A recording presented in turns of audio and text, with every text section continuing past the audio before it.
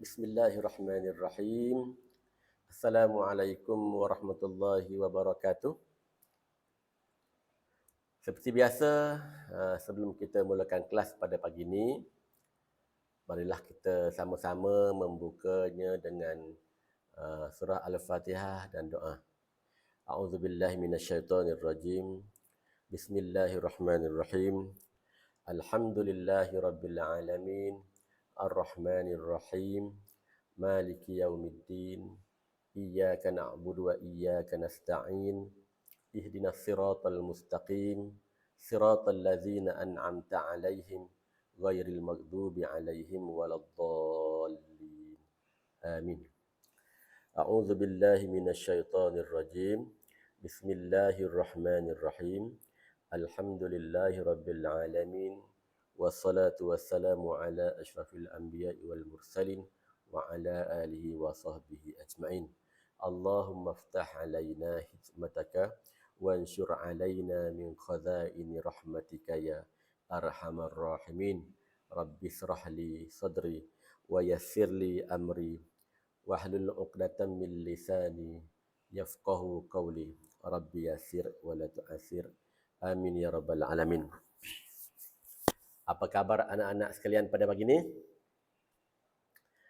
Alhamdulillah, semuanya sihat. Okey. Siapa yang dah sarapan, angkat tangan. Lokman, makan apa pagi ni? Nasi goreng. Sedap tak? Sedap. Azizi, dah sarapan. Makan apa? Roti. Okey, bagus. Okey, rakan-rakan lain, rakan pelajar lain, murid-murid lain, dah sarapan ke belum? Okey, dah semuanya dah sarapan. Alhamdulillah. Dengan kita bersarapan pada pagi-pagi, menjadikan tubuh kita sihat dan kuat. Okey, untuk kita menerima ilmu pada pagi ini. Okey, alhamdulillah. Okey, sebelum Ustaz memulakan pelajaran pendidikan Islam pada pagi ini, Ustaz nak tanya, siapakah yang pernah bermain game?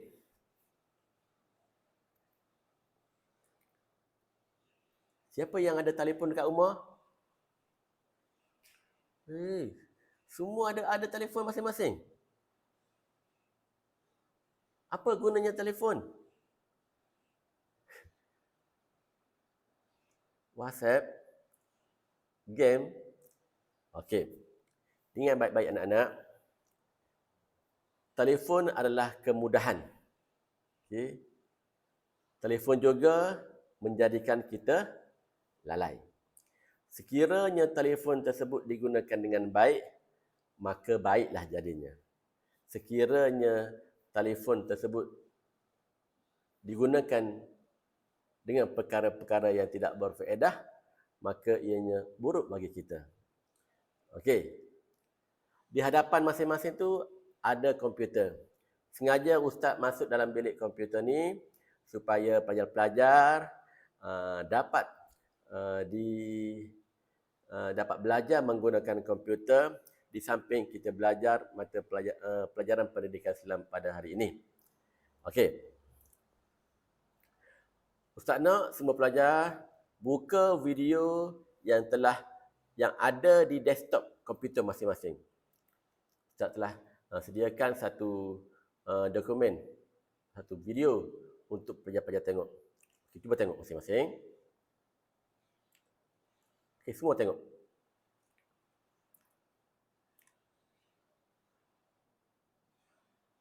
Okay, semua dapat buka? Okay, video apa tu? Pertandingan PUBG ya. Semua pada main tak? Okey, stop dulu. Okey. Walaupun video itu sekejap, okey. Pelajar-pelajar tahu bahawa itu adalah perlawanan game. peringkat kebangsaan. Okey. Walaupun namanya permainan, tetapi ianya digunakan untuk perkara-perkara yang berfaedah. Kita tengok, pelajar di salah sebuah tu telah menyertai pertandingan game peringkat kebangsaan. Okey. Cuma kita tengok pelajar tersebut tewas. Okey. Ada sebuah sekolah tu dia tewas kepada sekolah yang lain. Okey. Apa yang ustaz nak sampaikan di sini ialah sudah menjadi adat pertandingan, mesti ada pihak yang menang dan mesti ada satu pihak yang kalah. Memang dah lumrah. Apabila adanya perlawanan, mesti ada pihak yang kalah dan mesti ada pihak yang menang. Jadi pelajaran pada hari ini yang ustaz nak sampaikan kepada pelajar sekalian ialah bertajuk beriman dengan qada dan qadar. Siapa yang pernah dengar berkenaan dengan qada dan qadar? Okey. Tak pernah dengar? Azizi, Lokman, Fatimah, pernah dengar? Tahu tak apa yang dimaksudkan dengan qada dan qadar? Okey, tak jelas, tak tahu. Okey, hari ini ustaz nak jelaskan berkaitan dengan beriman dengan qada dan qadar. Okey. Sekarang pelajar-pelajar tak nak buka buku pendidikan Islam masing-masing, muka surat 87. Okey, buka. Okey, semua buka buku. Okey, masing-masing buka buku supaya lebih senang untuk kita belajar.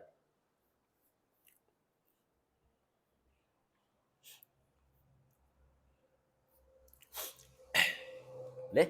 Semua jumpa? Muka surat 87. Bidang akidah. Jumpa? Fatimah, jumpa? Okey, semua jumpa? Siapa yang tak jumpa? Tajuk beriman dengan qada dan qadar. Okey, semua jumpa. Bagus. Okey. Dengar ustaz baca. Beriman dengan qada dan qadar bermaksud qada berarti ketentuan Allah Subhanahu wa taala terhadap makhluknya sejak azali. Contohnya, Allah Subhanahu wa taala berkehendak sejak azali setiap yang hidup pasti akan mati. Setiap yang hidup, setiap yang bernyawa pasti akan mati. Sebab di dunia ini tak ada yang kekal. Yang kekal hanya Allah. Qadar berarti, tadi qadar. Qadar berarti pelaksanaan sesuatu perkara mengikut ketentuan Allah Subhanahu wa taala. Contohnya, kematian seseorang berlaku pada tempat dan masa yang telah ditetapkan Allah Subhanahu wa taala sebagaimana kehendaknya. Okey, tadi qada berarti ketentuan Allah Subhanahu wa taala terhadap makhluknya sejak azali. Allah dah tentukan kita ni macam mana. Okay? Itu kehendak Allah. Okay? Qadar pula berarti pelaksanaan sesuatu perkara mengikut ketentuan Allah Subhanahu wa taala. Faham? Okay. Semua pelajar boleh faham? Ustaz ulang sekali lagi. Qada berarti ketentuan Allah Subhanahu wa taala terhadap makhluknya sejak azali. Contohnya, Allah berkehendak sejak azali setiap yang hidup pasti akan mati. Itu qada. Manakala qadar berarti pelaksanaan sesuatu perkara mengikut ketentuan Allah Subhanahu wa taala. Contohnya, kematian seseorang berlaku pada tempat dan masa yang telah ditetapkan Allah Subhanahu wa taala sebagaimana kehendaknya. Contohnya seperti mana yang Ustaz baca tadi. Apabila seseorang itu telah pun ditetapkan matinya dan Allah pun telah pun tentukan di mana dia mati, masa mana dia mati, di mana tempatnya. Semuanya telah ditentukan. Seperti mana video yang pelajar-pelajar tengok tadi. Di perlawanan game di antara satu pihak dan satu pihak yang lain. Mesti ada kalah dan mesti ada menang. Okay. Pihak yang menang mestilah bersyukur dengan kemenangannya dan tidak boleh mengherdik, menghina pasukan yang kalah. Manakala pasukan yang kalah, jangan sesekali menganggap bahawa kalah itu adalah satu penghinaan.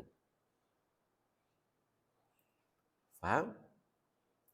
Ianya adalah qada dan qadar. Sesuatu yang telah ditentukan Allah kepada kita. Jadi, kita tidak perlulah bersedih, kita tidak perlulah merasa kecewa yang melampau. Memanglah sekiranya kita kalah apabila kalah pada satu-satu perlawanan, memang kita akan ada rasa sedih. Tetapi kita tidak perlu terlalu sedih, tidak perlu terlalu kecewa.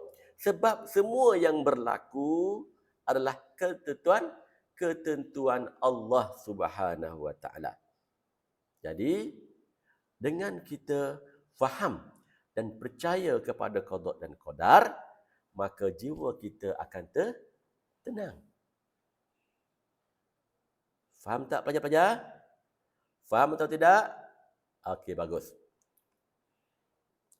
Mengapakah kita wajib beriman dengan qada dan qadar?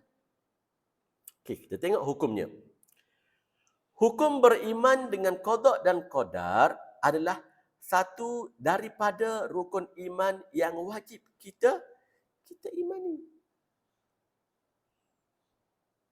Qada dan qadar adalah salah satu rukun iman. Kita wajib beriman kepada qada dan qadar. Okey.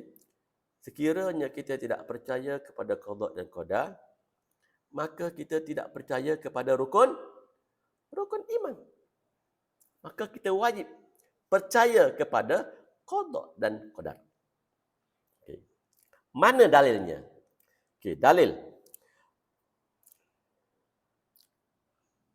Nabi Muhammad sallallahu alaihi wasallam sabda, "Antu'mina billahi wa malaikatihi wa kutubihi wa rusulihi wal yaumil akhir wa tu'mina bil qadr khairihi wa syarrihi." Rawahul Muslim. Maksudnya, bahawa kamu beriman kepada Allah Subhanahu wa taala, malaikat-malaikatnya, kitab-kitabnya, para rasulnya, hari akhirat, dan kamu beriman kepada qadar Allah Subhanahu wa taala terhadap perkara-perkara baik dan perkara-perkara buruk. Okay. Itu dalilnya. Okay. Kita wajib beriman kepada qada dan qadar. Boleh? Okey. Jadi Ustaz nak kita bagikan kumpulan. Okey, pelajar. Ustaz nak kita bagikan kumpulan. Kita tengok.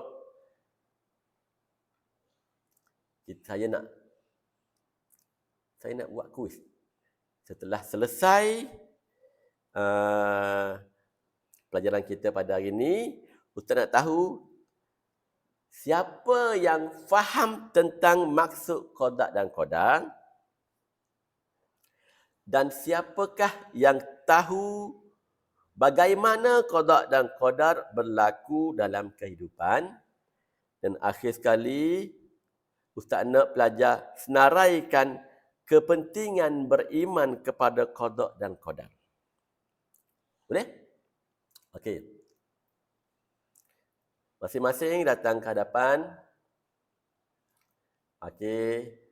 Cabut nombor.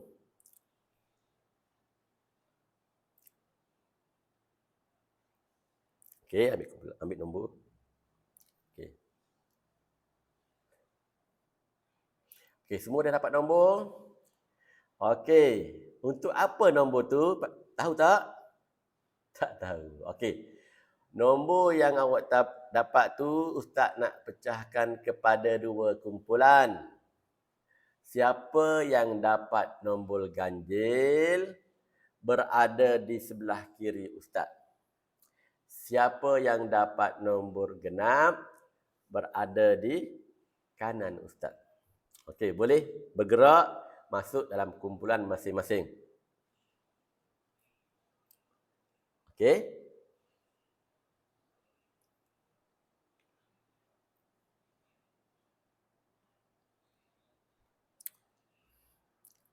Siap? Okey. Nanti setiap kumpulan pastikan ada seorang ketua.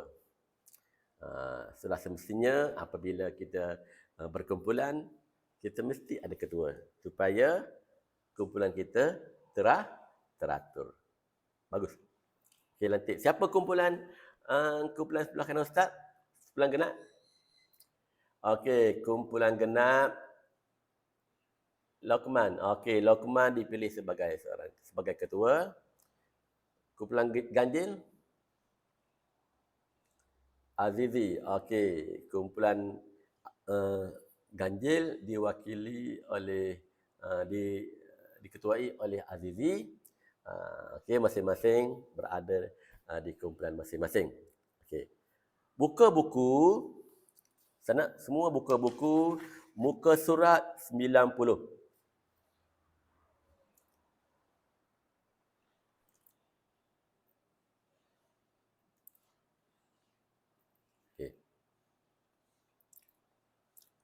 Boleh? Jumpa? Kumpulan ganjil jumpa ke?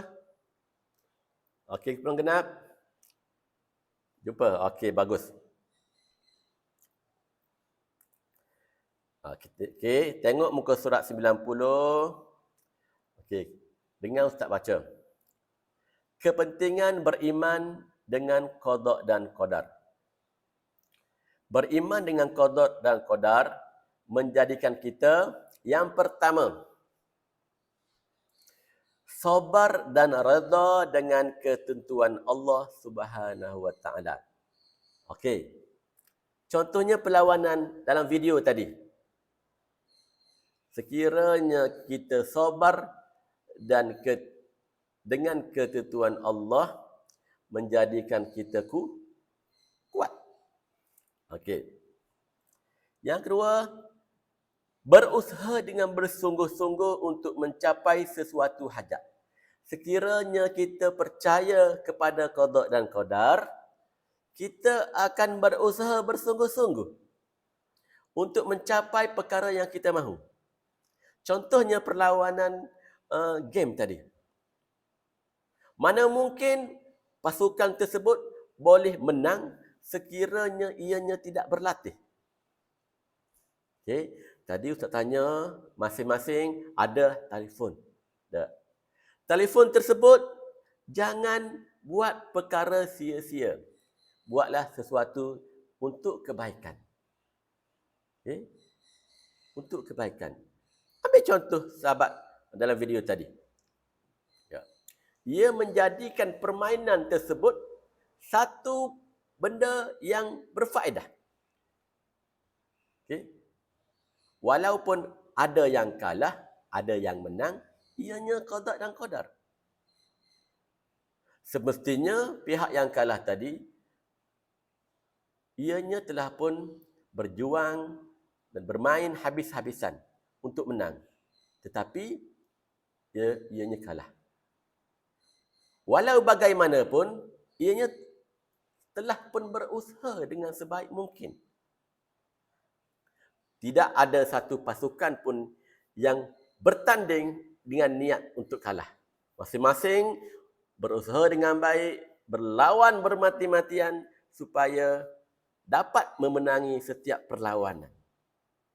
Jadi, apakan daya, sekiranya kita kalah, kita tidak perlu terlalu sedih, tidak perlu terlalu kecewa kerana ianya adalah qada dan qadar yang telah berlaku kepada kita. Jadi, nikmatilah, bertenanglah. Sesungguhnya Allah bersama dengan orang-orang yang percaya kepada qada dan qadar. Okey. Nampak? Yang ketiga, yakin setiap apa yang berlaku pasti ada hikmahnya. Sekiranya kita sedih, kita tidak dapat menerima kekalahan, kita akan sedih. Kita akan kecewa. Tetapi apabila kita percaya kepada qada dan qadar, kita akan berasa tenang. Nampak? Okay? Kita akan berasa semangat. Walaupun kalah, kita masih lagi bersemangat. Supaya kita akan rasa mahu tingkatkan latihan supaya kita akan berjaya di suatu hari nanti. Boleh? Okey, yang keempat. Yang keempat, jiwa tenang dan sentiasa berfikiran positif. Apabila kita percaya kepada qada dan qadar, fikiran kita akan tenang dan sentiasa berfikiran positif. Okey? Kita akan sentiasa berusaha sehingga berjaya. Nampak? Okey, itulah pentingnya beriman kepada qada dan qadar. Okey, yang kelima. Yang kelima, kita istiqamah berdoa dan bertawakal.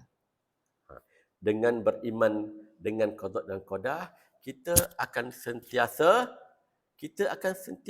istiqamah berdoa dan bertawakal. Setelah kita berusaha membuat latihan dan bertawakal kepada Allah, kita serahkan segalanya kepada Allah Subhanahu Wa Taala.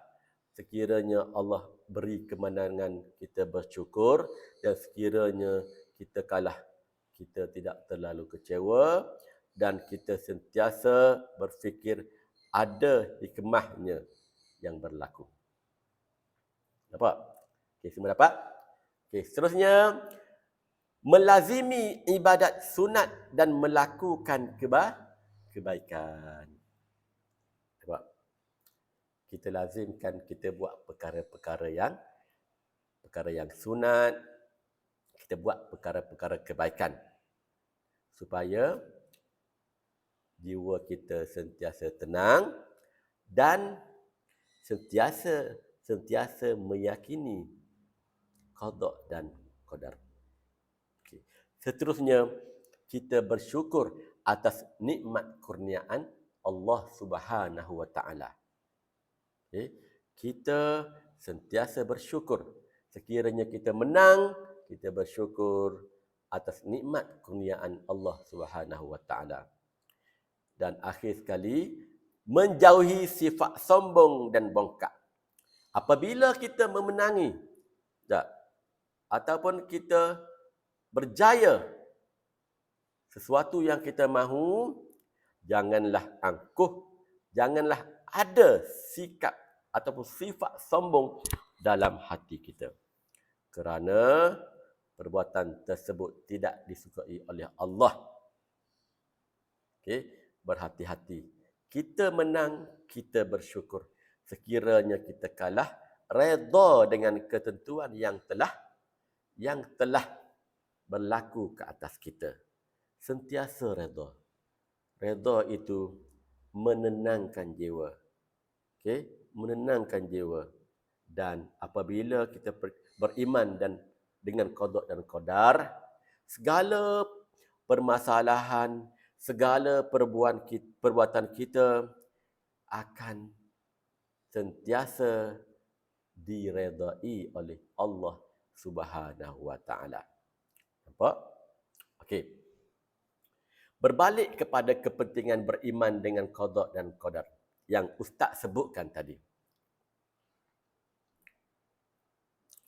Ustaz nak tanya, setiap kumpulan ni boleh angkat tangan setelah Ustaz tanya. Soalan yang pertama, apakah yang dimaksudkan dengan qada dan qadar? Siapa, kumpulan mana boleh jawab? Okey. Kumpulan ganjil. Apakah yang dimaksudkan dengan qada? Okey, qada. Betul. Qada bererti ketentuan Allah terhadap makhluknya. Okey. Soalan yang kedua. Apa yang dimaksudkan dengan qadar? Ingat? Okey, kumpulan genap. Okey, betul. Qadar bererti pelaksanaan sesuatu perkara mengikut ketentuan Allah. Okey, bagus. Okay, masing-masing kumpulan bersemangat. Jadi Ustaz faham dan percaya bahawa kumpulan pada kelas pada hari ini memahami apa yang Ustaz sampaikan. Bagaimana qada dan qadar berlaku dalam kehidupan? Siapa boleh bagi pendapat? Okey, kumpulan ganjil, bagus, bangun. Ya. Contohnya kematian. Tak. Kematian kita tidak boleh lari. Okay, kita tidak boleh lari. Okay. Kita hanya mampu bersedia dengan amalan-amalan kita. Betul. Okay, kematian kita tidak tahu. Tetapi kita pasti akan mati. Sebab setiap yang hidup pasti akan mati. Betul? Cuma kita tidak tahu di mana kita mati, bila kita mati, betul? Masa mana kita mati, kita tak tahu. Okey? Jadi kita sentiasa perlu bersedia dengan amalan-amalan yang telah pun diajarkan Nabi Muhammad sallallahu alaihi wasallam kepada kita. Betul tak? Okey.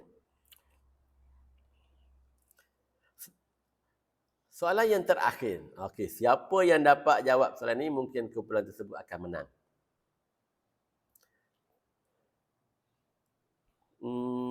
Beri satu contoh kepentingan beriman dengan qada dan qadar.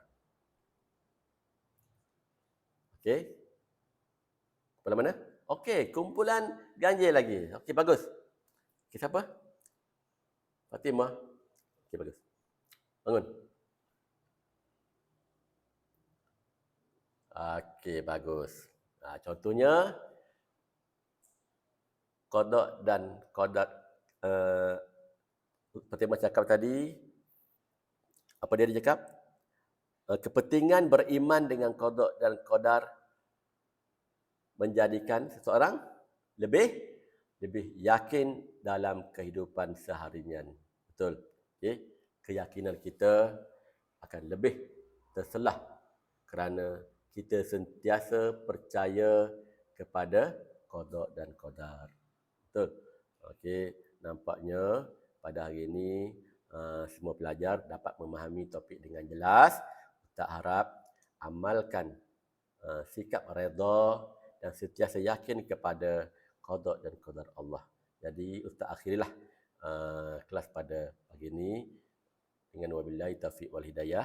Wassalamualaikum warahmatullahi wabarakatuh. Jumpa lagi.